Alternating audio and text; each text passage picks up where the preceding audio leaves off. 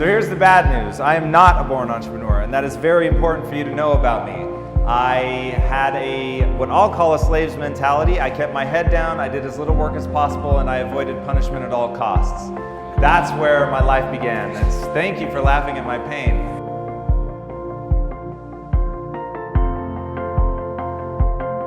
In fairness, I have been to Mars, so there's that.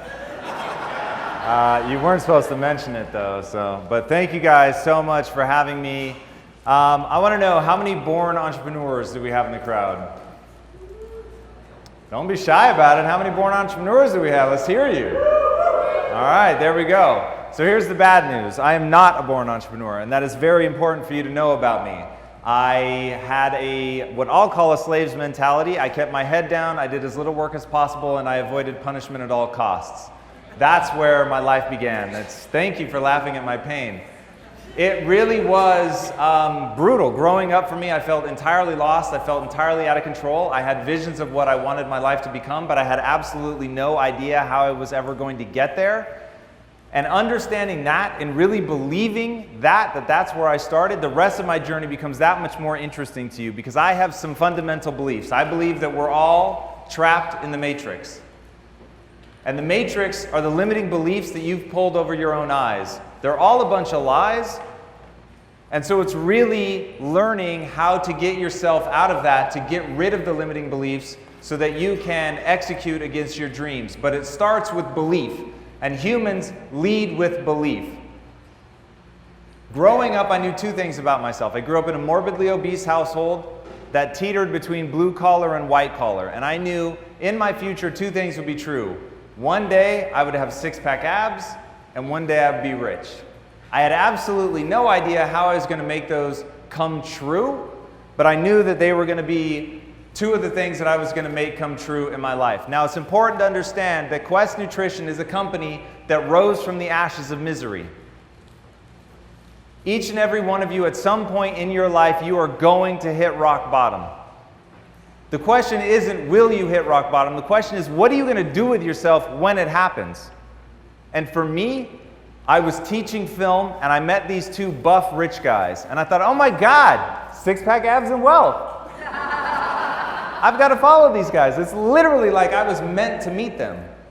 And they said, Tom, you're coming to the world with your hand out. And if you want to control your art, if you want to control your life, you've got to get rich. So hey, come on. We're starting this technology company. We need a copywriter. You'd be perfect for the job. So I went and I did it. And they said, but don't think of yourself as a copywriter. Understand, this is a startup. You can have any job in this company that you want. You just have to become the right person for the job. So I took them seriously, and I started working my ass off to get better, to focus on the things that I needed to do in order to get good, to grow, and be able to execute. And I got so good that by the time we sold that company, I was the chief marketing officer, and they'd given me 10% of the company just based on performance. So imagine giving somebody something that amounts to millions of dollars just based on how hard they've worked. That was the kind of blood, sweat, and tears that I put into it. But when I came into it, we all thought it was going to take us about 18 months to sell the company. 8.5 years later, in the depths of despair, I realized something had to change. And I went to my partners and I quit. And I said, guys, here's your equity back. I don't believe I should get anything. I don't plan to cross the finish line. I'm going to go do something that makes me feel alive. And let me tell you right now, I said that from the position of being in a place where I had ownership in a company worth millions of dollars. I was making more money than I'd ever made in my life. I was standing in a beautiful conference room overlooking the Pacific Ocean in the house of a company that we had built that was winning awards. And I was so fundamentally unhappy that I finally had the first of what would become a string of very profound and important realizations. And that is, the game you think you're playing is money. But I promise, the game you're actually playing is brain chemistry. If I gave you $4 billion tomorrow, but inside you felt suicidal and you felt worthless, what would be the point of the money? Conversely, if I gave you $3 but you felt fulfilled and like you were contributing not only to yourself, to your family, to other people. You felt alive inside, and what you're doing meant something to you, and you felt that you had significance. What does the money matter? Anybody ever read the poem Richard Cory? I read this poem when I was like 9 years old, and it left a lasting impression on me. And it was about the best looking, richest guy in town. The guys wanted to be him, and the girls wanted to be with him. And the poem ends with Richard Cory going home and putting a bullet in his head. That's the human condition. How many people have you met in your life? You think they're spectacular, they're amazing, and yet they're so fundamentally unhappy that they're in the grips of depression. We're living through a mental pandemic right now. It is almost ubiquitous to know somebody who has depression and or anxiety. And the reason is people don't understand the game they're playing. The game you're playing is a game of brain chemistry. It's chemicals that flow through your brain. It's a mindset. Once you understand that, then you can begin to structure your life in a way that actually makes sense. This is a long-ass quote, but I'm going to read it all to you because once you understand this, you will understand everything you need to know about life. To those humans who are of any concern to me, I wish suffering, desolation, sickness, ill treatment, indignities. I wish that they should not remain unfamiliar with the profound self-contempt, the torture of self-mistrust, the wretchedness of the vanquished. I have no pity for them, because I wish them the one thing that can prove today whether one is worth anything or not. That one endures. That's life. That's the human condition. Most people think that Charles Darwin said that it's the survival of the fittest. Darwin never said that. It was said years after his death. What he did say, and burn this into your nervous system, what Darwin said was, it's not the strongest of the species that survives, nor the most intelligent, but rather the most adaptive to change. The reason human beings are the apex predator is because what we are good at is change. What we are good at is taking a stressor, a stimulus, and changing our body. Look at the people around you. Look at homie over there, jacked to the nines. Tommy, shredded. They were not born like this. Okay, I grew up in a morbidly obese family. I'm not supposed to be lean.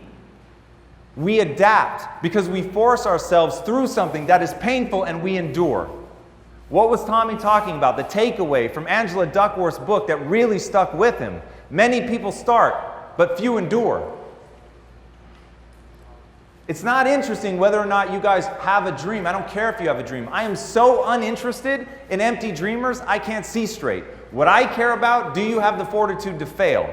And what do you learn from that failure? Do you get back up? Do you keep going? Do you force yourself to recognize that this is a question of adaptation? You simply have not done to yourself what you need to do in order to be good enough to succeed.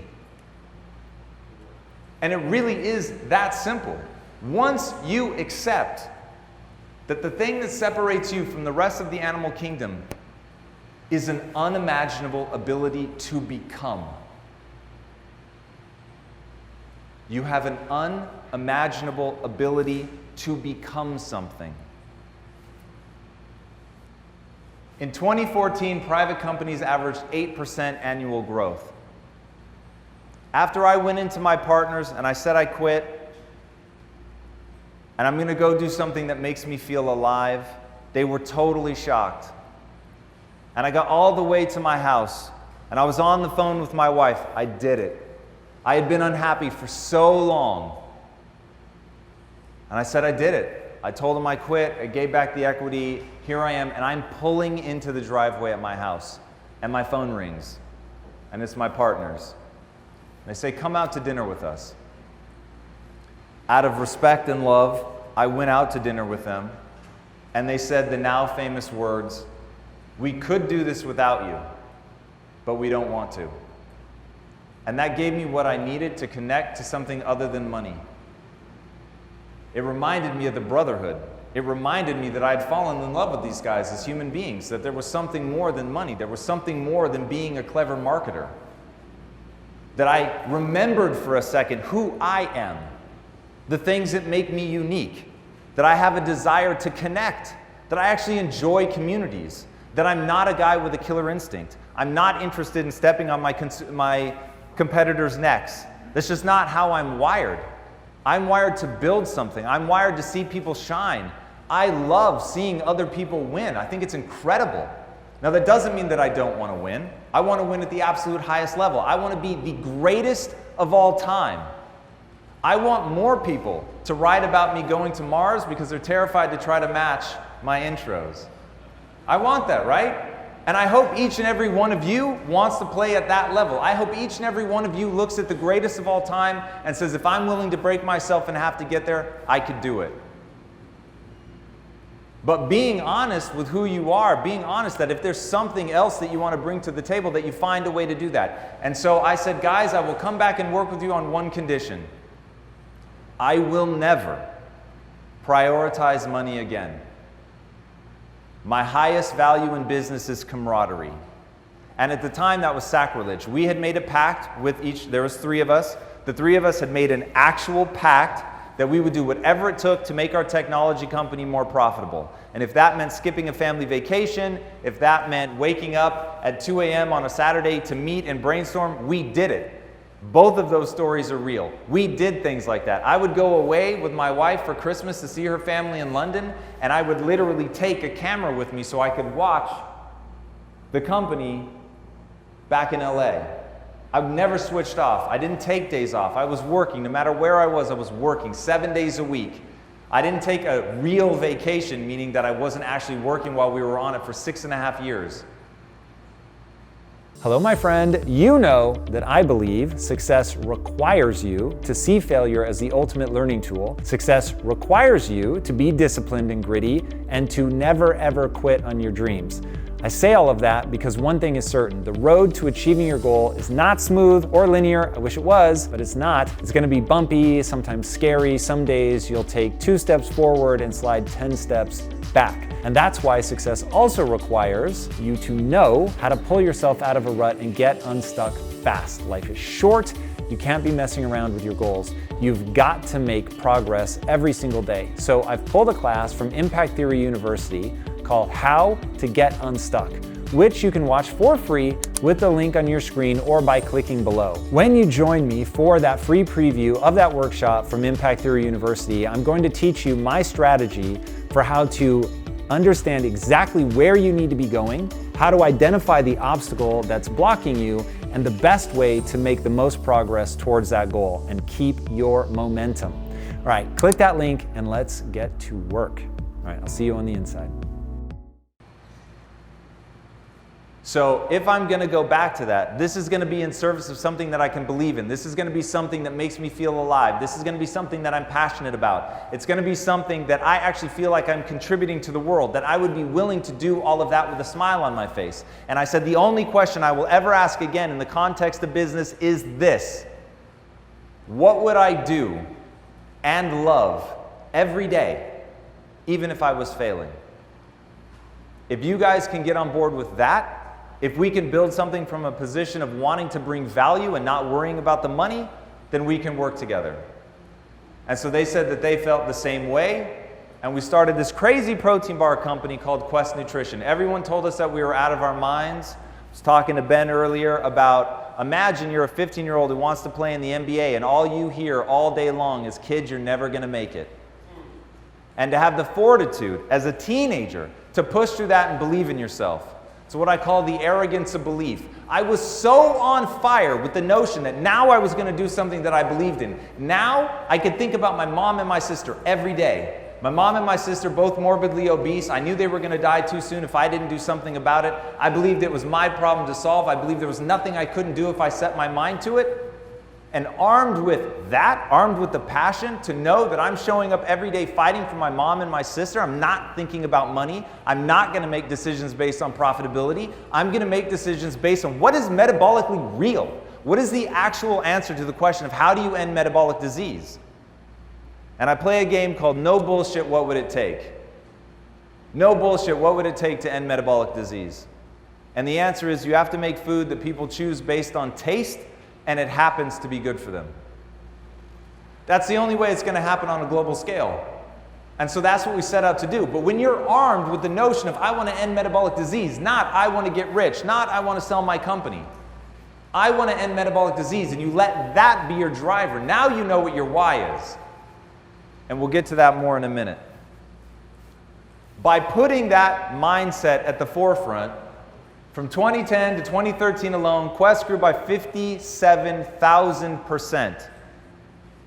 Comparative companies were growing by 8.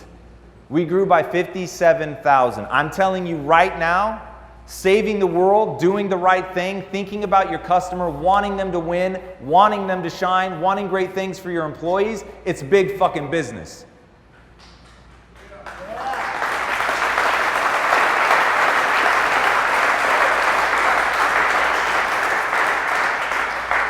At Quest, we made more in a single day than our previous company made annually. All by putting the customer first. All by saying we're only going to do what's actually metabolically advantageous.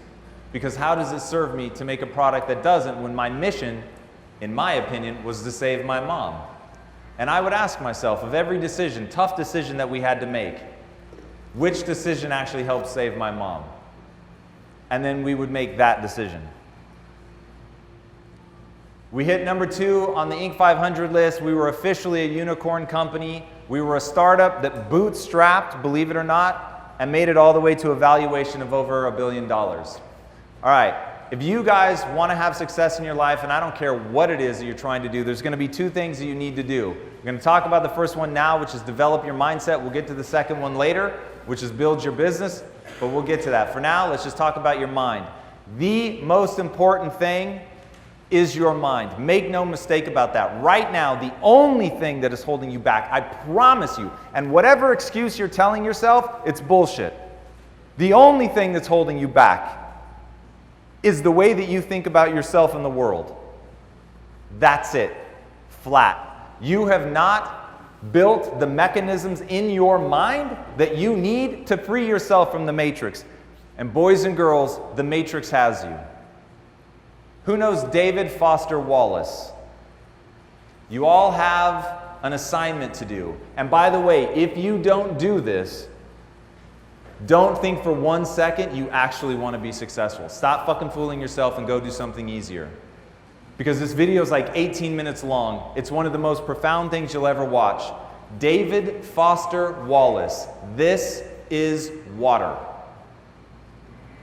In the talk, what he makes clear is the fish is the last one to realize that it's in water. Think about it from a human perspective. We had to discover air. We had to discover gravity. They're so ubiquitous, you literally don't see them. You take them for granted as just being there. And that's how people take their belief system. Right now, you think you're capable of certain things and incapable of others, and that is your water. And until you can identify it, until you can see that you're telling yourself lies, and they are disempowering lies, by the way, because I am not some grand fan of the truth. I'm a grand fan of doing and believing that which moves you towards your goals. Do and believe that which moves you towards your goals. That's it. Once you put that belief at the core of your being, you will be amazed at what you're able to accomplish. When I say take the red pill, what I'm talking about is waking up to the way the world really is. The amount of potential that you have, I always say, is nearly unlimited. But I only say that so I don't have to get into stupid arguments with people about throwing absolutely ridiculous things out just to try to defeat the notion. And that's somebody who wants me to be wrong. But ask yourselves right now, if my message is you can do anything you set your mind to without limitation, don't you hope I'm right? And even if I'm wrong, how much farther will you go simply because you were willing to believe? Humans lead with belief. Humans lead with belief. You won't take the first step down any path unless you believe you can actually get where you're going. And this is where people get stuck in the matrix. You don't push yourself hard enough. You don't make big enough demands. You think small. You dream small. You make small demands of yourself. If you want to see what big demands look like, look at David Goggins. Anybody know David Goggins? For those of you who don't, let me tell you a quick story. David Goggins is a Navy SEAL. He wanted to honor fallen SEALs. To do that, he wanted to pick the hardest thing that he could think of. It was a 135-mile race. The person who put on the race said, "You can't enter my race unless you've run 100 miles in a 24-hour period. Have you?" The answer was no. He said, "There's one 4 days from now. If you can complete 4 days," he weighed 250 pounds. In 4 days, if you can complete a 100-mile race, literally running around a high school track, think about how torturous that would be. If you can complete 100 miles in 24 hours, then you get to run my race and raise the funds for your charity. So David decides he's going to run that race. He wasn't prepared. He was overweight. By mile 70, he had broken both of his feet. He had shin splints. His calf muscles were beginning to tear off the bone. He sat into a chair because he literally had nothing left to give. He urinated on himself, blood, because he couldn't move. He couldn't get up to go to the restroom, so he defecated on himself. And as he's sitting there in the chair, peeing blood, in total agony, with feces on his back, the only question he had was, what do I need to do to finish the remaining 30 miles? And so he taped his feet so that they would go numb and he would stop feeling the pain of the broken feet. He ate something so that he would have the needed energy to keep going. And he got up and he started walking. And he walked for, I don't remember how many miles. And his wife said, "At this pace, you're not going to finish."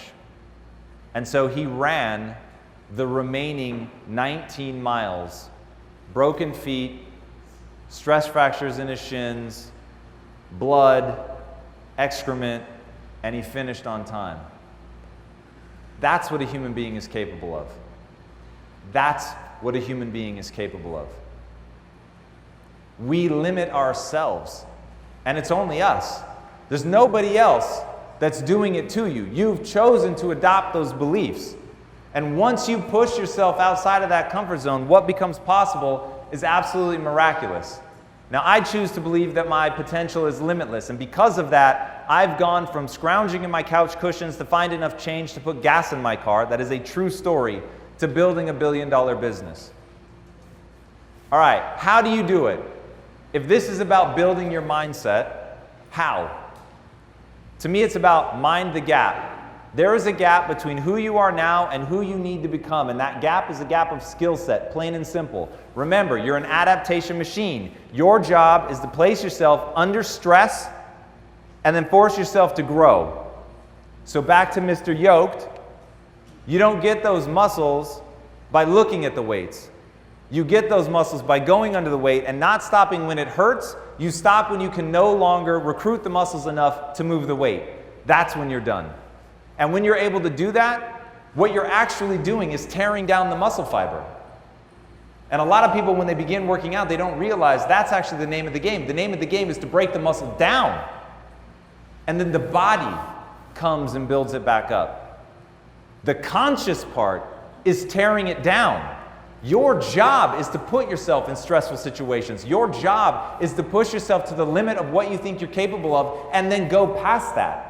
And when you're able to push yourself past that, when you're able to get into the Goggins reps, as I call it, when you're able to exist in that zone, long past where it started hurting, long past when it got boring, long past when you were terrified that you'd never be able to do it, that's when you'll begin to adapt, because you're telling your body, adapt or die. That's how you're going to get where you want to go. Now, I love the movie The Matrix, as was made very clear in the intro. The real question is, what is your Kung Fu? You've got to figure that out, right? This is a path to execution we're talking about right now. Path one is about the mindset. So what is your Kung Fu? My Kung Fu is business. I knew that I was going to have to learn business in order to control the resources, in order to control my art. And this is how you're going to develop your Kung Fu. 1, always be reading. The most important mathematical formula you will ever encounter is right there. II equals IO. It stands for ideas in equal ideas out. If you want to solve a problem in your business that's become particularly tricky, you need to be taking in a ton of data so that your unique mind, your unique worldview, your unique life, having grown up the way that you grew up, the way that your brain is wired, all of it, you will come up with ideas that nobody else is going to come up with. But you first have to be getting that stimulus. Now, I doubt I have to overpreach that one to a bunch of people that have come to a conference like this. These are literally the kinds of ideas you want to be encountering. 2, open yourself up to being changed. I can't tell you how many times I've recommended people my list of books, which, by the way, you can find on impacttheory.com, Tom's reading list. It is the 25 books any human being that wants to excel should read in order. And before every book, say a little prayer. And the prayer goes like this: I am open to being changed fundamentally and for the better by this book. I am open to being changed fundamentally and for the better from this book. You've got to go into the book wanting it to be right. You've got to go into the book hoping that it gives you some piece of knowledge. Remember, everyone is your superior in some way. And once you learn to check your ego, sit at their feet with absolute humility, and be open to their ideas, especially the one that contradicts what you believe today, then you'll get somewhere. And I've got some really amazing news for you guys. Your current skill set has already taken you as far as it's going to take you.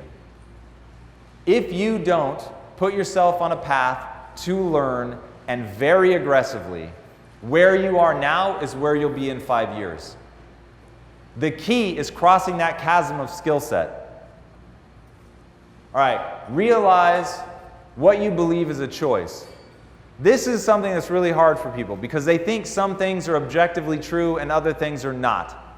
And that's simply a lie. And that's why the matrix is the perfect metaphor. Think about this for a second. Your brain is locked in total darkness. It never sees light. Your brain is locked in total silence. It never hears sounds. What your brain does is take stimulus, the agitation of the air, and it transmits it into chemical, electrical signals. It does the same with photons falling on your eye.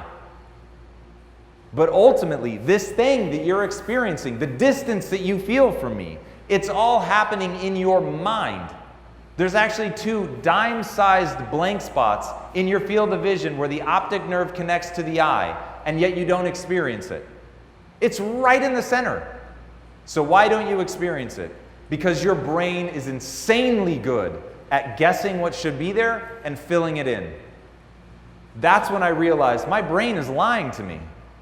Now, it may have all the best intentions in the world, but make no mistake, your brain is making shit up. And it's making up a lot of shit. And so you've got to choose what to believe. Who here has a negative voice in their head that tells them to be careful, be safe, you probably can't do it, this is all going to go wrong? Now, do you believe that voice to be objectively true? Okay, so that voice is lying to you as well. Now, it has great intentions. It's trying to make sure you don't get eaten by a lion in the bush. That doesn't happen a lot in modern society. So maybe a little less useful in today's day and age. And then the really protective one is trying to make sure you don't get ostracized by the group, which in years past would have meant certain death. But now, you don't need the group. You can survive just fine. There's a grocery store around every corner. You can get shelter of some kind. It may be lonely as hell, but the chances of you dying from being ostracized are virtually 0. So you've got outdated software, outdated algorithms running in your mind. Your job is to develop what I call an overwatch mechanism. The overwatch is the emotionally sober part of you that distrusts every signal and impulse that your brain gives you. And once you can get over that, in fact, there's a great quote from Da Vinci, the greatest form of control is control over oneself. So the reason I love Star Wars is because it's all about mind control. But not mind control over other people, don't worry about that. Mind control over yourself. Being able to tell yourself these are not the droids you're looking for. That's when this gets really powerful. All right, so belief is a choice. We're going to talk about that more. Be an eternal student, we've talked about that. And last one, become anti-fragile. All right, we're going to go really deep on anti-fragile, so I won't belabor the point, and develop grit. All right, how do you become anti-fragile? This is probably one of the most important things you guys need to learn. Becoming anti-fragile was literally the thing that changed my life. And I remember the day that it happened. I had just started working for my two partners. They were very smart, clearly much smarter than I. And I had built my self-esteem around being smart and being right.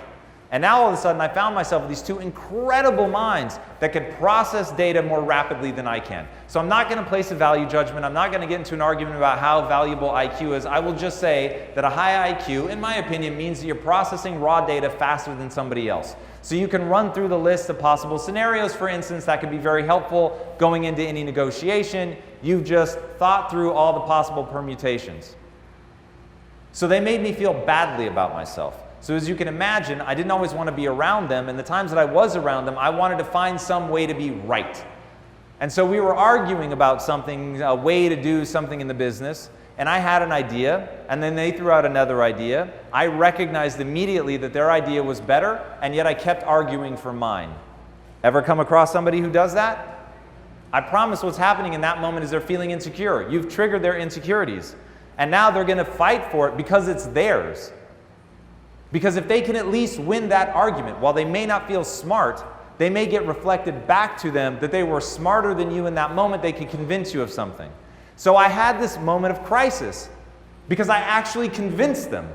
And I convinced them that my way was right, even though there was a voice in my head screaming, "It's wrong, dumbass. You know it's wrong. What are you doing?" It was insane. I was literally heading in this collision and I couldn't stop myself. So at the end of it, I asked myself, what do I really want? Because I tell people I want to get rich, but my actions say I want to feel good about myself. And I had a moment of crisis because I realized I need to feel good about myself. Everybody needs self-esteem. In fact, what suicide is when somebody no longer believes they'll ever feel good about themselves ever again. And if that were true, it's not, but if that were true, suicide is actually a reasonable option. Why would you want to go on living if every day you're miserable and there really is no way out of that? So I knew I couldn't give up my self-esteem. I couldn't accept some weird role where I just was always the dumbass sitting in the corner. Right? So in that moment I realized if I'm actually going to move towards my goals, I've got to pick something to build my self-esteem around that's anti-fragile. Now, this is a term that comes from Nassim Taleb in his book by the same name. And in the book, he points out something that is resilient, something that is strong, something that endures. They are all defined ultimately by their breaking point. They still break. They can just take a lot more abuse before they break. Anti-fragile, on the other hand, is something that the more you attack it, the stronger it becomes. So think of it this way. If I pride myself on being smart and you tell me I'm dumb and you put up a pretty good case for it, that's going to damage my self-esteem. My self-esteem in that situation is very fragile. If, on the other hand, you tell me that I'm dumb and I build my self-esteem around being the learner, now I'm going to say, thank you. Please tell me in what way that I'm dumb, because you will open my eyes to something that now I can address. And I can go learn about that thing. And I will have a new skill. And I can go out and push and execute against that skill. That's anti-fragile. The more you try to tell me I'm dumb, the more areas that you point out that I'm weak, the more things you tell me I need to learn about, my eyes are open to something that, if true, I'm going to go down that path and I'm going to learn how to do that. And that is absolutely critical. All right. Identifying as smart is a deadly trap, as is the notion of being right.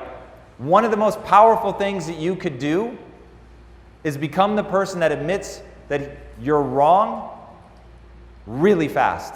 And it's crazy how much credibility you will earn with people simply by admitting I was wrong. Like 30 seconds ago, I was fighting so hard for something. I was really fighting for my position, and then somebody says something and I realize that's actually better. Imagine that. You're in the meeting, you're going die hard because you believe it. You should stand up for what you believe and you should fight for it. But when you find somebody that when they actually, because they actually listen and they hear, holy shit, like that's actually a better idea. And they say it in real time. And not just say it, but like, oh my God, that's a great idea. I'm totally amped. I'm on that. Now I'm going to be the energy for that idea.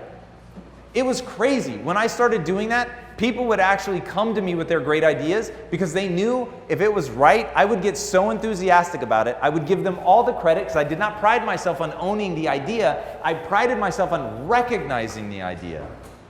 And so people would keep coming to me with these great ideas because they wanted me to be the energy. And so even though all I would do is try and point out whose idea it really was, in like every breath that I mentioned the idea, talking about the person who actually came up with it, I would get credit for it because I was the one actually moving it forward. Because at the end of the day, only execution matters.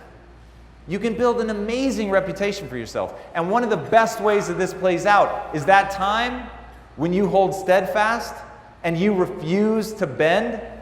People know you're not doing it just to argue for your own idea, because you've shown 1,000 times, as soon as somebody gives you a compelling idea that you think is better, you'll move on it. And that there's no ego in it. What is up, my friends? I have huge news for you about one of the most exciting and important projects I've ever worked on in my life. As you guys know, it is my mission to help teach people about how to build a mindset and the skills that they're going to need to live an extraordinary life. And over the last few months, I've been working hard behind the scenes to create a brand new tool that will help you do exactly that. It's called Project Kaizen, and I'm proud to announce that I'll be bringing it to the world later this year. Project Kaizen is a Web3-based, game-like experience that is a story-based world that's going to allow you to get inside, build an avatar that is aspirational of who you want to become, and then take the path of the warrior, seeking continuous improvement inside of a story world and game experience. All right, my friend, I cannot tell you how excited I am about this amazing new project, which I think ushers in a whole new form of entertainment. And I want to meet you inside of Project Kaizen and help you have fun with these ideas of always getting better. All right, click the link and join me in Discord. And until then, my friends, be legendary. Take care. Peace. All right, how do you develop grit? If grit is as important as we say it is, sustained interest over time, that's really what grit is. And a lot of people talk about, in fact, the title of my speech is supposed to be about how you develop a passion, which we will talk about in a little bit, but this is going to be one of those things. When you have passion, one of the things that comes out of that is you've got the ability to sustain your interest over time. Do the hard things. Do the hard things. I can't emphasize that one enough. Put yourself in uncomfortable situations just to find the mental tactics that you're going to need to deal with the hard things. It's getting those tactics. Who knows the Stanford marshmallow test? All right. For those of you that don't, this is one of the most breathtaking examples of the human condition. In the Stanford marshmallow test, they bring in, I don't know, they're 5 or 6 years old. They bring them in, and the person in the white lab coat says, here's a marshmallow. I'm going to go out of the room for a minute. I'll be back in just a few minutes. If you wait till I come back, I'll give you a second marshmallow. So essentially double your money. Not bad. Now, what the kid doesn't know is the researcher's never coming back. And all they want to know is how long will you wait before you eat the marshmallow?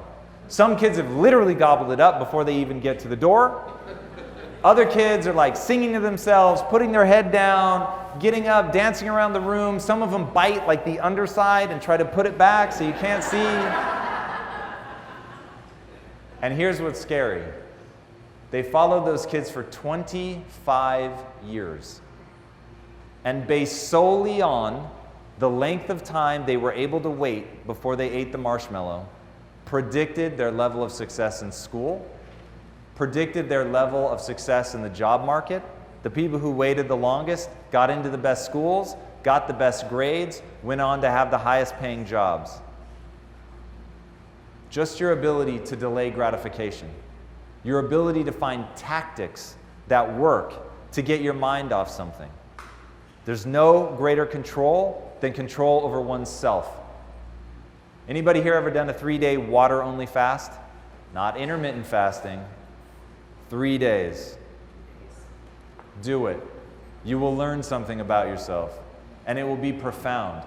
And what you're going to learn is that your body is manipulative. And I did a 3-day fast just a couple weeks ago.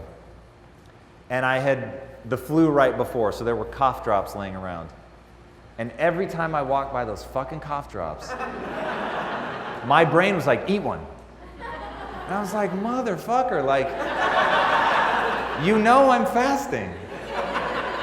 And I literally couldn't believe, like, how consistently, every time I walked by those damn cough drops, that my body, like, gave me this really intense impulse. And that's when I realized, like, the notion that there are multiple voices in your head, by the way, is very, very real. And I will give you one quick example. Who knows what the corpus callosum is? All right, the corpus callosum is a thick bit of tissue that connects the left and right hemisphere of your brain. If you sever that, you will get people that have literal multiple personalities, one in the right, one in the left. Some of the most intriguing stuff is one of them will be devoutly religious and the other will be devoutly atheist in the same brain. And you can talk to them differently. It's absolutely crazy. But the multiple voices notion is real. There are multiple factions, if you will, pieces that your brain is broken up into. And by the way, you have the equivalent of a cat's brain in neurons just in your digestive tract. So the whole notion of gut instinct, think of all the cool shit cats can do. And you've got that in your digestive tract, neurons. It's literally the same material that your brain is made out of is in your digestive tract. It's utterly fascinating.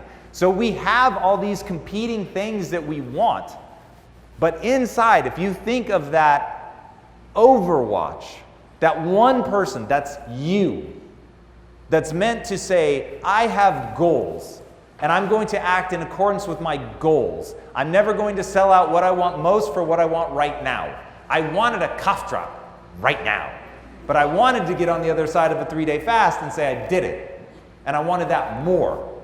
And in learning what your tools and tactics are, so for me, I welcome hunger like an old friend. And I literally, people must think I'm schizophrenic because you'll walk into the room and I'll literally be like pinching and poking at my fat, going, hunger, thank you. I'm so glad you made it back. It is so good to see you. I'm glad you're here. I know that you're oxidizing my fat, and I'm very grateful for that. So thank you. And in doing that, I reframe it not as something that is unwanted or painful, but as something that is doing exactly what I want it to do. And learning those mental tactics, that's the game. Learning those mental tactics, that's the game. That's how you're going to get good at whatever it is that you want to do. If you want to start a business, learning how to deal with your employees is absolutely critical. But let me tell you right now, if you lash out emotionally, your employees will lose respect for you. But it's just like the cough drop moment. Now, if somebody had seen me walk by the cough drop, they wouldn't know that I had literally had to stop myself from lunging at a cough drop. They didn't know that because I have control of myself. I've practiced things like that. I do 3-day fast. I do what I call bright lines. So I have a bright line.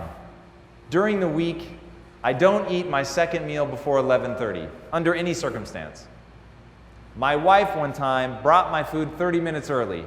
I was preparing for an episode. It was so sweet of her.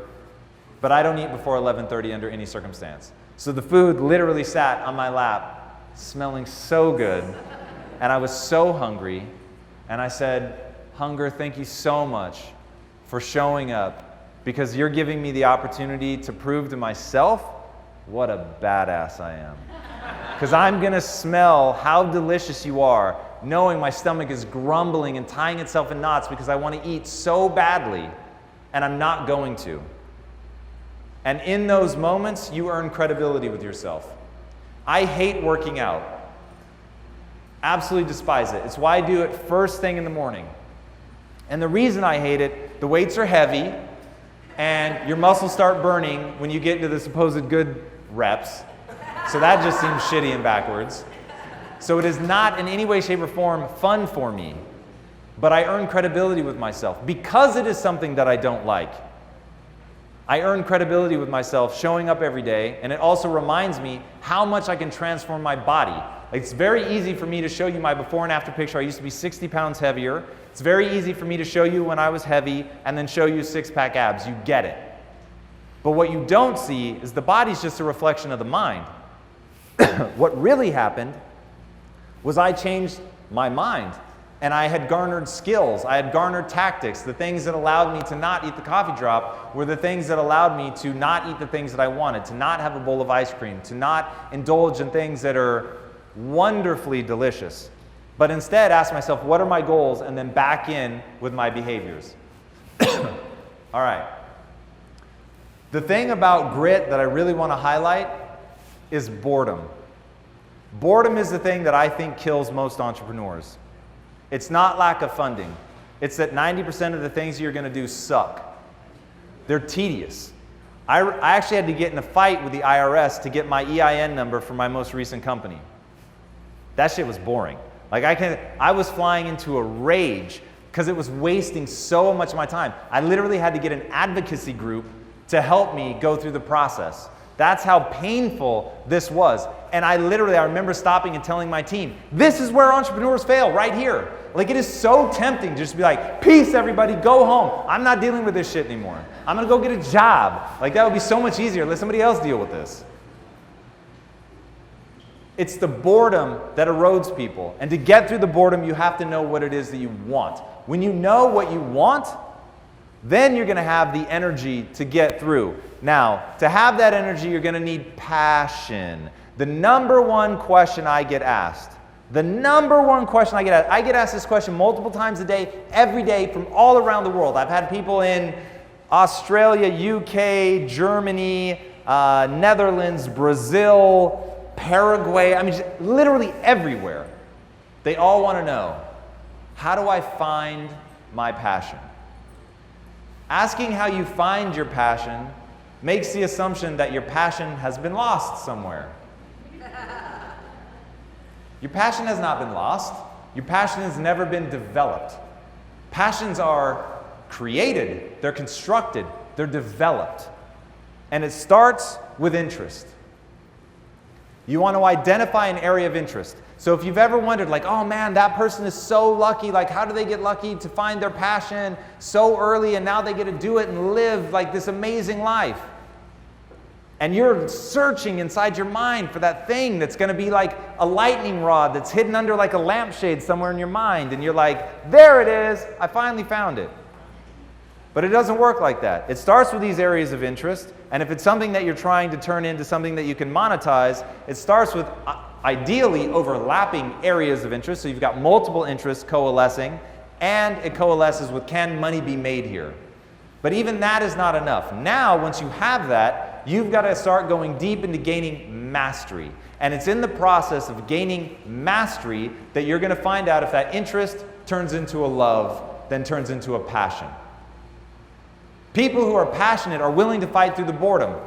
Think about a musician. If you want to become the greatest musician of all time, let me tell you how many hours, literally days, weeks, months, years of your life will be dedicated to playing a scale. All day, every day, the fundamentals, blocking and tackling. And what makes people great, and I know Ben will back me up on this one, what makes the greatest basketball players, they walk out onto the court at 4 a.m. and they say, I'm not leaving until I've made 2,000 shots from the perimeter. Simple. Period. It is what it is. They put in the work. Now, they're not doing it thinking, oh my God, this is so much fun. They're thinking, I want to win. I want to play at the highest level, and I am willing to break myself in half. And this is the thing that I cannot get entrepreneurs to understand. If you want to be great, I promise you, as Tommy said, you already have in you what you need, which is the ultimate evolution-approved ability to adapt. So you can change to get great. You can change to become whatever you need to. And if you're leveraging an earlier win, so much the better. If it's something that you have that little spark of early talent, and now you're just putting the work on top of that, fantastic. But it is the people that are willing to literally break themselves in half to get the result that they want. Research Michael Jordan, the absolute symbol of being the greatest. His work ethic is way more impressive than what he did on the court. If you haven't read Tim Grover's book, Relentless, read it. And what he talks about, Michael Jordan has darkness in him. And if you've ever watched his induction into the Hall of Fame speech, he just lays that shit out. Michael Jordan's a dark motherfucker. But as Star Wars taught us, there's power on the dark side. And understanding how to leverage that. But what I want you guys to understand is intensity is required. Putting in the work is required. Doing more work than anybody else is required for greatness. There are 3 things that you can do. Work hard, work smart, and work long hours. Most people get real weird when I say they should work long hours. But Tom, if I'm working hard and smart, why should I work long hours? I'll tell you why. Because I'm also working hard and smart, and I'm working long hours on top of it. So I will beat you every time. Right? Because I'm willing to do all 3. But why am I willing to do all 3? Because I believe in what I'm doing. I know why I'm doing it. It isn't about the money. It's about knowing where you're trying to get to. And this is how you build your business. We live in a very, very new world. That new world has been defined by social media. For anybody that in the last year has spoken ill of social media, get rid of that matrix-style belief immediately. It is the greatest revolution in business ever. It is the reason that you're going to be able to build a business without gatekeepers being able to tell you yes or no. Social media has completely democratized access to consumers. Think about that for a second. Back in the day, you had to pay for radio ads or you had to be on TV. That was it. Those were your options. And it was so expensive. And that's exactly how the big companies wanted it, because they could keep you out. So you may have a superior product, but the world's never going to know because they have a way to ice you out. That is gone. Like, really think about that. And I'm seeing some young faces in the crowd. You may not realize it didn't used to exist. It didn't used to exist. To get to a mass audience, you had to pay hundreds of thousands, millions of dollars potentially to reach those people. And they made you buy in bulk. It's not like you could do one commercial and see what happens. They made you buy in bulk. They made you commit to big dollars. Now, not anymore. Not only that, when I was growing up, commercials had to be high quality. Now you can film shit with your iPhone. Be like, what's up, girl? And you can sell product doing it. Michelle Phan, you guys know who that is? Built a multi-$100 million empire by doing vlogging with her phone on YouTube. The world has changed.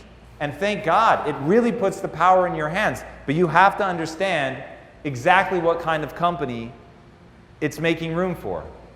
In a hyper-connected social world, everything is different. And the reason that Quest grew as fast as it did,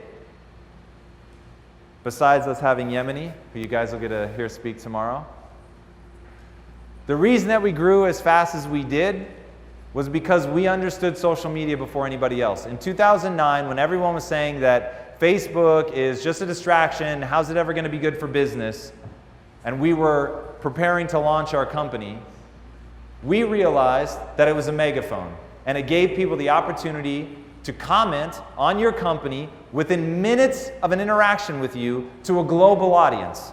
And if we put value creation at the center of our company, then we had an opportunity to get you to say something powerful. And so we said, we'll never ask you to say anything in particular. If you love it, say you love it. If you hate it, say you hate it. But please just say something. And then our job is to make sure we do the really hard work of making sure that that product kicks ass, that it is actually delivering results, that for people that are trying to lose fat, that they're going to lose it and they're going to be excited, that it's delicious. But understanding that Generation Millennials and Generation Z, they want impact. They have an inherent distrust of companies. So right now, and let me tell you, because I've been through this, what's going to happen? First, you start as the undiscovered band. And the first people that find you, they love you like no other. You can do no wrong. They'll follow you like in the van on tour. They'll stay at the same dirty, filthy motels that you stay at just to support your product. Then you start getting big. And everybody's like, yeah, I discovered them first. I knew these guys before anybody else. And then you get really big and you're a fucking sellout.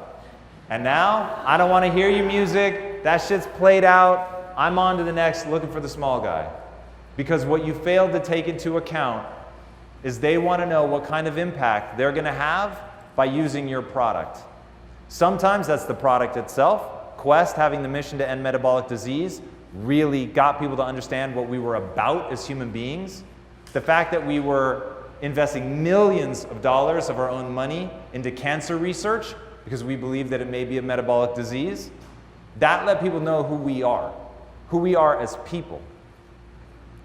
Me starting to do a show and stepping out front and coming and giving talks like this so people can look me in my eye and ask me questions, which, by the way, every time I do a talk, I will stay and answer questions until there are no more questions to answer.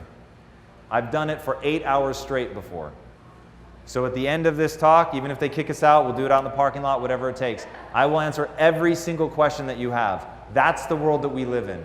When you're a servant to your customer, when you understand that that's the level of obligation that you have if you want to build a real community, that's the new way of doing business. And I now get people that write to me every day saying that I've changed their life. Imagine building a company and having people write you from all over the world that you changed their life, that their life is fundamentally different and better because of you and your products. It's an unreal time that we live in that you can get that kind of feedback and interaction. All right, who knows Simon Sinek? Booyah. All right, Simon Sinek wrote a book called Start With Why. This is one of the most important things. If you're looking to build a business, I promise you, and it'll happen tonight, even though I'm going to say it right now. I know it's going to happen tonight.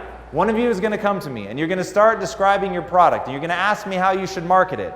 And all you're going to describe to me are features and benefits. And I'm going to say, no, what's your mission? And you're going to say, we want to make computers faster. That's not a mission. That's a feature and benefit. What's your mission? We want to empower entrepreneurs with faster, cheaper computers so that even low-income entrepreneurs can launch companies. Okay, helping low-income entrepreneurs launch companies, that's a mission. The faster computer thing is a path. And understanding the difference between a path and a mission is critical. I'll give you an example. The mission at Quest is to end metabolic disease. What if we found that food is totally irrelevant to that? What would we do? Well, our mission wasn't to make protein bars. Our mission was to end metabolic disease. So we would change. As we got deeper and deeper into cancer, it looked like this whole high protein thing may actually be really dangerous in a cancer environment. You may have to go high fat. And so even though everybody considered us the high protein, low carb company, we started investing massively into high fat. Everybody thought it was crazy. What's going on? What are you doing? But we were looking at the data. We were looking at what just metabolic truth was showing us. So don't ever be married to a path, but be deeply convicted about your mission. And choose your mission carefully. It needs to be real. It needs to be something that sits at the heart of who you are. There's an awesome quote often attributed to Mother Teresa. No one will act for the many, but people will act for the one. I showed up every day thinking about my mom and my sister. They were very real to me. They were people that I know, that I love, that I see frequently, that I will be mortified to my core if they were to die. So it was very personal. It was very easy to fight and push, because when you know why you're doing what you're doing, when you have your mission and you are hell-bent to make that come true, when things get boring, when things get tiring, you're still going to do it. And when you have that thing, you're able to take advantage of one of the kingmakers, transparency. There are two new kingmakers. We're going to talk about both of them. The first one is transparency. Social media allows you not only to reach people, but it allows you to reach them in a super transparent way where you can tell them who you are, what you're about, what your mission is, and let them see your company from multiple angles and see if you actually hold to what you say you're about. And don't get me wrong, in some ways, it's actually harder to build a business now because there's no corporate veil, right? If you've got $1 billion to start a company, you were way better off before. It was so much easier. Oh, you could just hide things and lie and tell people what they want to hear and put out marketing messages. Anybody in the cigarette industry? I mean, it's unbelievable how well it worked and for how long it worked. Those days are over. I promise you, the bullet has already been fired that's going to kill the old way of doing business. They are bleeding to death and they just don't realize it yet. Now you're going to have to be transparent. Now you're going to have to tell people what you stand for. And the thing you stand for better be the creation of value. Don't think about profits. Focus on value. The reason you want to focus on value is it's the only thing that you can sell sustainably. You can trick people with clever marketing, don't get me wrong, but it's always going to be short term. The only thing that lasts is something that actually adds real, tangible value to somebody's life. When people write in and say, "Dear Quest, I've lost 150 pounds using your products. You've changed my life. My wedding day, which I never thought would come, is now just 2 months away. I couldn't be more excited. Here's a picture of me and my fiance." We would get stuff like that all the time because we were focused on making a product that was actually real. Finding your passion for something and building a product that's better than what anyone else is doing. All right. Leverage technology to connect. People get really lost. Like, I'm not a digital native. I didn't grow up with this stuff. But once I understood what it was really allowing me to do, in fact, many of you came up and you saw me sitting out there and it looked like I was working on my phone, but what I was actually doing is engaging with my community. Because if you ever get a response from me, it's actually me. So you can imagine, I'm writing and replying to people a lot.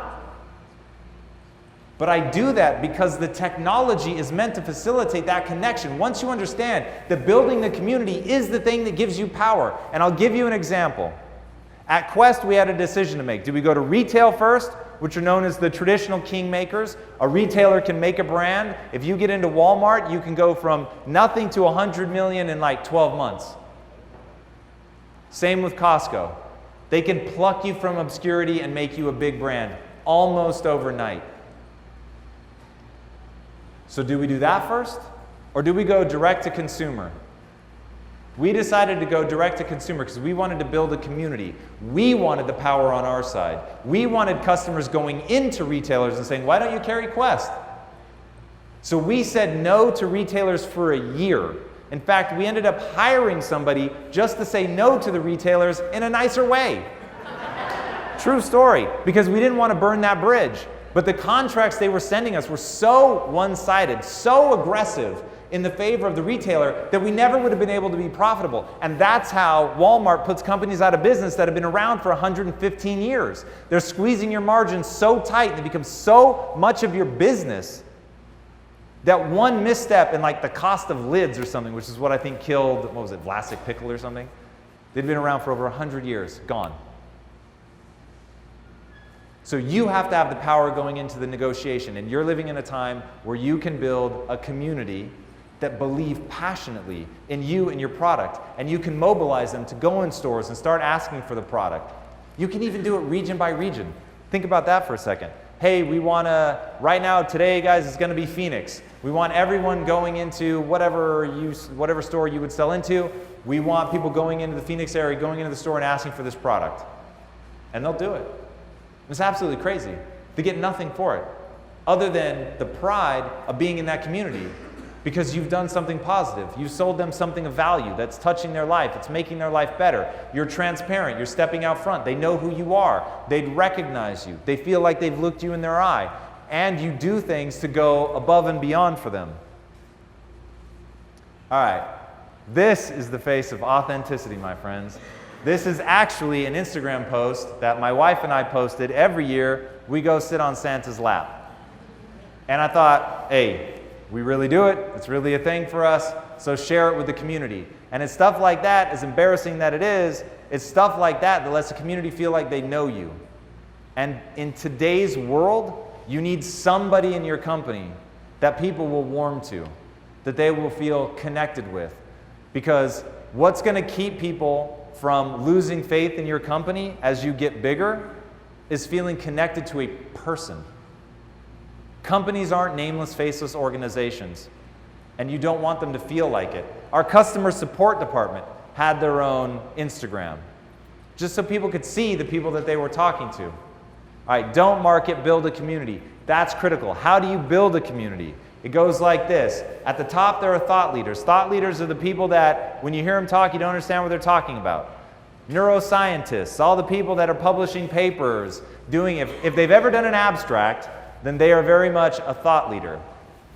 Influencers, in the middle, that's who is listening to the thought leaders. They understand what they're saying, but they have a way of making it accessible to the masses. The masses ultimately are who you're trying to sell to. But if you're going to find the people that you need to find, you're going to get to them through influencers. They're called influencers because a lot of people listen to them. Your job is to get 1,000 screaming fans. The way that you do that is by partnering up with influencers who already have the trust of those people.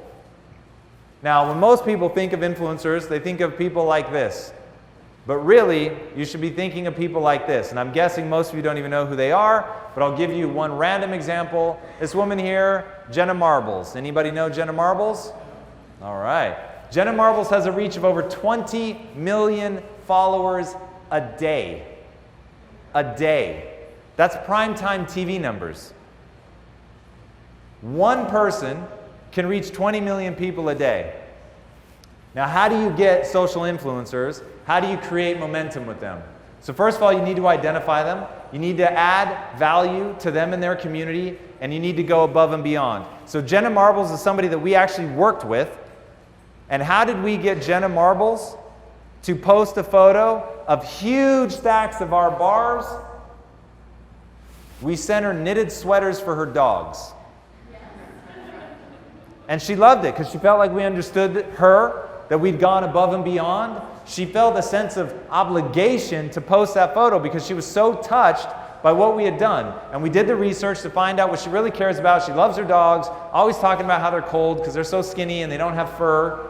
And so we knit them sweaters. She loved it and then staged that whole photo for us, took the picture, which was huge for us because it reached such a huge audience. And you do that and start turning those relationships into partnerships and beginning to work with them.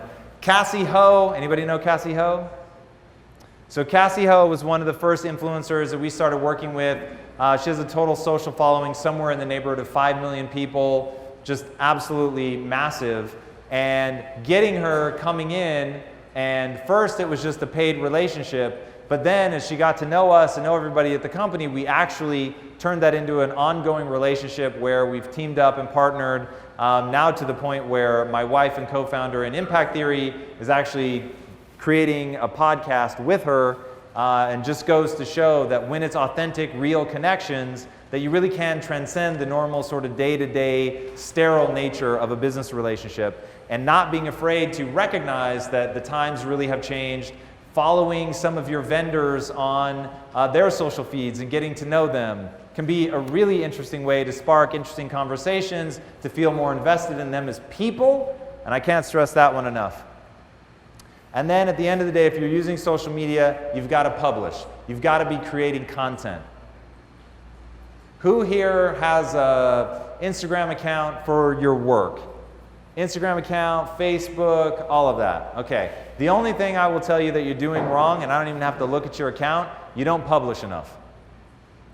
The consistency of publishing is what it's all about. Every time I do an Instagram story, I get 30 inbound requests on my feed.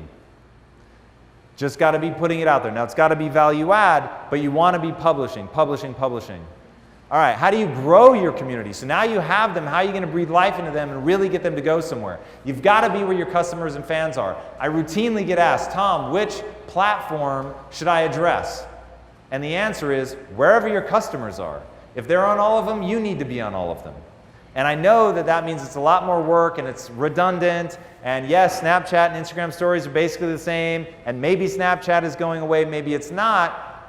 But if your fans and customers are there, then that's where you need to be. And by the way, this stuff is going to turn over every 2 years. It's going to be constantly on the move, constantly different. Maybe Twitter pulls it off and they race back to the top. Maybe Facebook makes a misstep and they've gone too heavy into video and something else comes up. You've got to be there. And as much as you can be an early adopter, so much the better.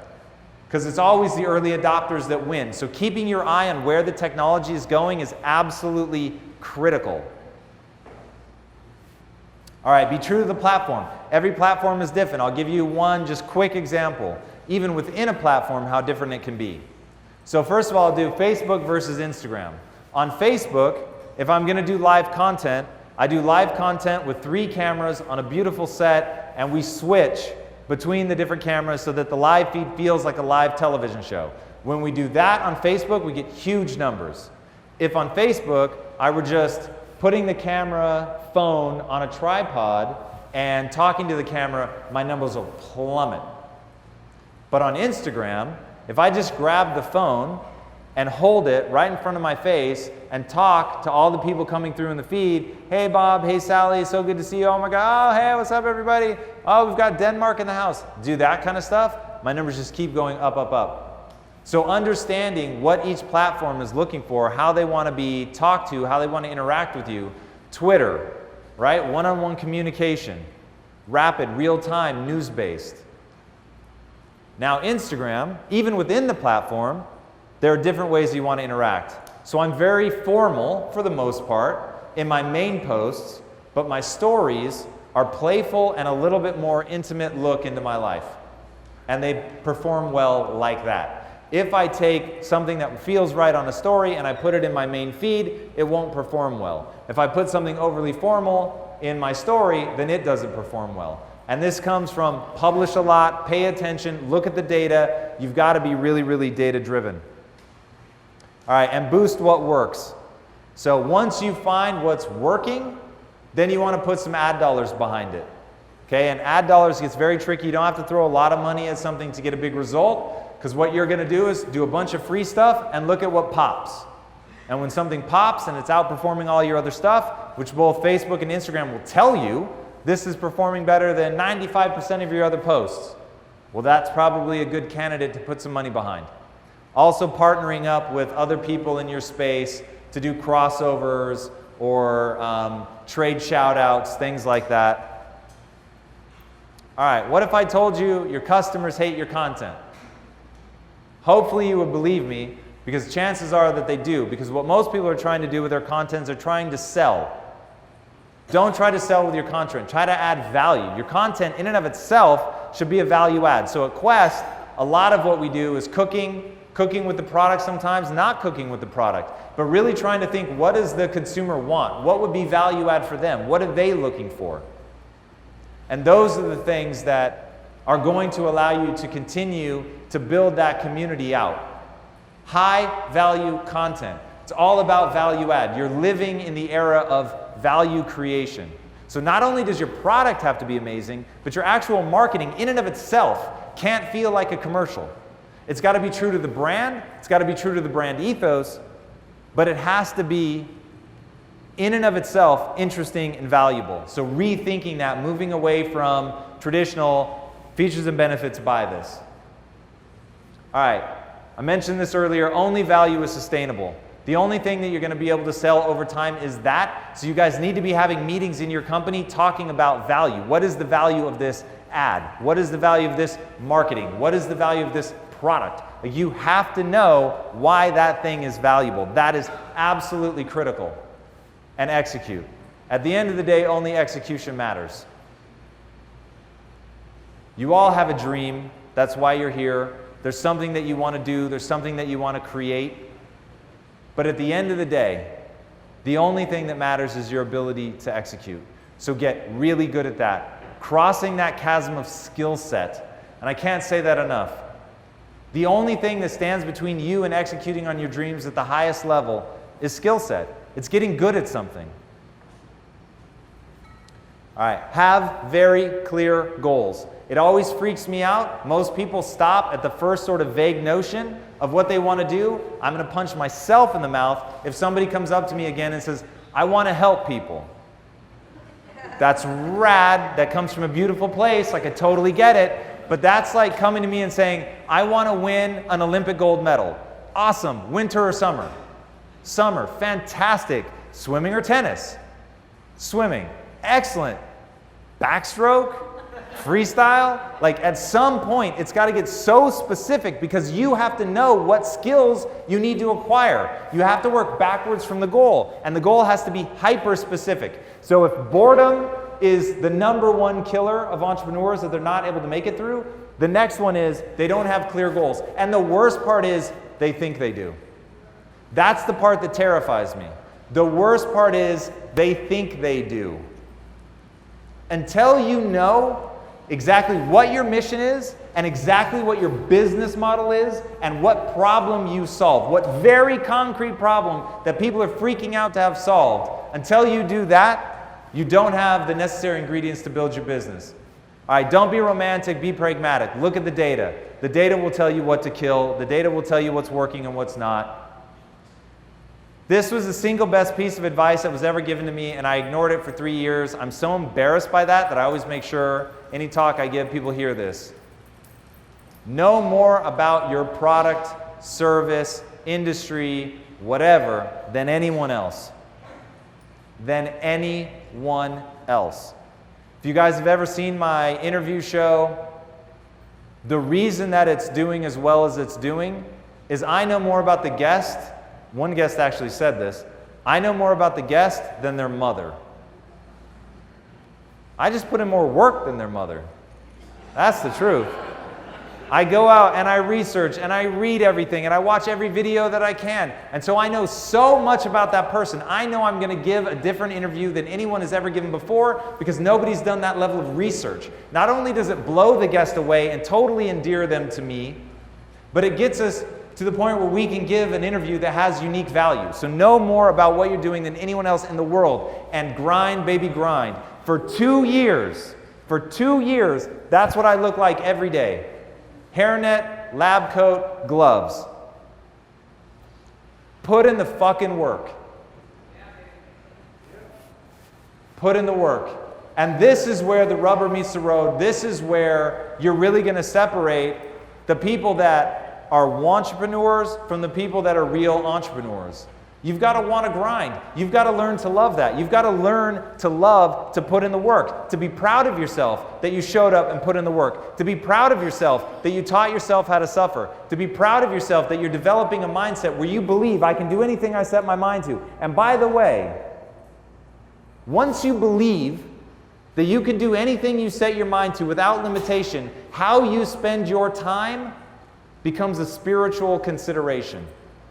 How you spend your time becomes a spiritual consideration because you could be doing something. If you want to end hunger, end hunger. What's stopping you? Bill Gates is actually going to end malaria. He's going to do it because he had the tenacity to generate the resources and because he has a mind that allows him to work on the infrastructure and figure out how to actually solve that problem. Do not, under any circumstances, make Bill Gates or anyone else extraordinary to let yourself off the hook. Don't fucking do it. Don't sell yourself short. And this is where I see people go wrong all the time. They look at somebody who's amazing and they say, well, they're just naturally gifted. I could never do that. You couldn't do it because you believe you can't. And because you believe you can't, you don't start putting in the work. Michael Jordan got cut from his high school basketball team. He wasn't exactly showing all the promise in the world. My own mother, when I left for college, quietly assumed I was going to fail and didn't admit that for years. I showed no early signs of promise. I actually have a version of this talk where I show photos from my childhood and people are like, yeah, motherfucker, you just look stupid. And it's true. I used to dress like a clown, and I mean that almost literally. So my waist was size 36, and I wore size 54 pants. I wore literal jester hats. I had one of those big chains that connected to my belt. I had shoulder-length hair. I did not exactly look the part, and I didn't take myself seriously. It really is a game of transformation. It really is a game of understanding that you can become something. So even though I didn't start with the requisite skills, even though I wasn't a born entrepreneur, which is why I start this tale with that, even though I wasn't a born entrepreneur, I could acquire and did acquire the skills that were needed to execute. It is a very long road that leads you here. Right now, most entrepreneurs in the world are thinking about one thing: winning a championship ring. Once you understand the difference between wanting to win a championship ring and wanting to be capable of a championship performance, then you'll have the breakthrough that you need. Because most people are okay winning a ring while sitting on the bench. I am not. That holds no interest for me. I don't want to win the lottery. I don't want something handed to me. That was why when I quit, I gave the equity back. I didn't want it.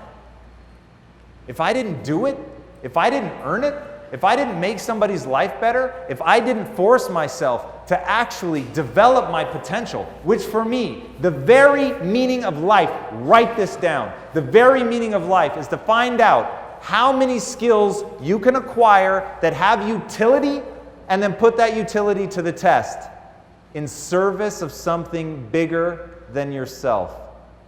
I'll say that again. The very purpose of life is to find out how many skills you can acquire that have utility and then put that utility to the test in service of something bigger than yourself. If you do that, not only can you build a big business that adds tremendous value to people, but you'll have what's called technique. You will have something beautiful, a skill that you have fought hard for that can help someone else. And that, my friends, is fulfillment. And going back to the game that you're actually playing, which is brain chemistry, it is not money, it is not accolades, it is not number one on the Inc. 500 list. The game that you're playing is being proud of yourself.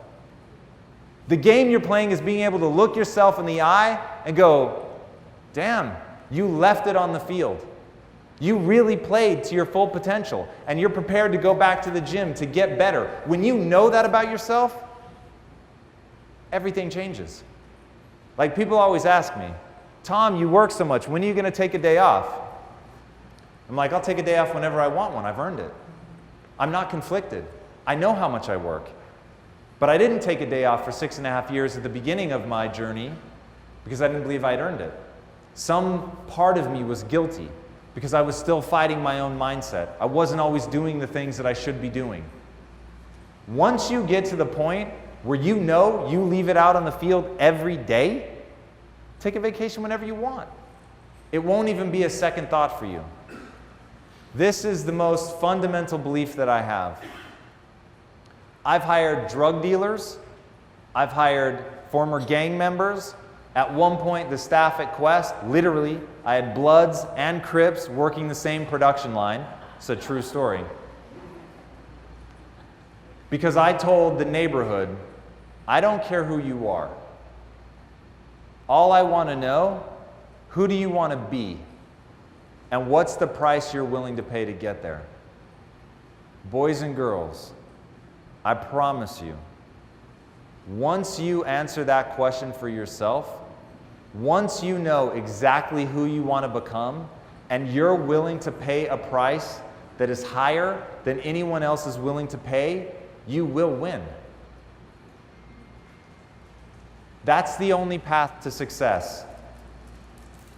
Think about what you know about humans. Your job in building a company is to get people to feel so bonded to you, so bonded to your company, that you dazzle them. And have you ever dazzled somebody by lowering their expectations and then comfortably delivering more? The phrase that makes me want to break something: under promise and over deliver. Fuck that. If you tell me you want to underpromise and overdeliver, you're dead to me. I don't even want to talk to you. Because I know what you're trying to do is manage my expectations. You are not trying to be the greatest of all time. You are not trying to be capable of the extraordinary. You will happily win a championship ring while sitting on the bench. I'm not looking for that. What I'm looking for is somebody who knows who they want to become and they're willing to pay an extraordinary price to become that. Because all that matters to them is becoming capable of the extraordinary. And when you get to that point, the only way you will know how to act is to set the bar ridiculously high. So high you're almost embarrassed to say it out loud. And then, my friends, you're going to surpass all expectations. Thank you. My parents' biggest frustration was that I was epically lazy, and if they handed out gold medals for being lazy, I would have won, I assure you, hands down. There was a period in my life where I would spend between 2 and 3 hours in bed because it was warm in bed and it was cold out of bed. All right? That's true. I actually did.